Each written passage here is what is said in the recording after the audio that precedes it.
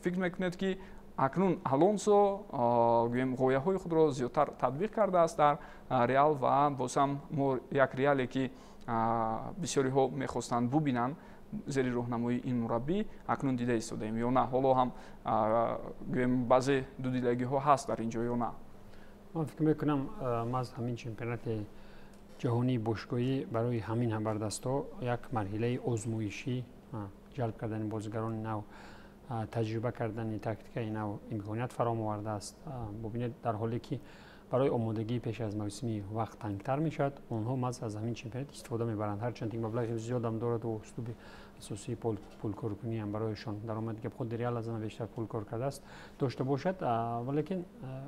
ما میبینیم که خابی آلونسو در هر بازی هر خیل بازیگران را در هر موقع استفاده میکند و اینجا و البته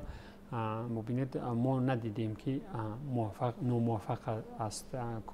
کار کرده او با الهلال البته مساوی بود، اونجا گپ خبرها بسیارتر شدن گرفت ولی الهلال خود خوب برآمد میکند. اصلا ببینید ریال مادرید من فکر میکنم که سنجش‌های بزرگ حالا ریال در پیشند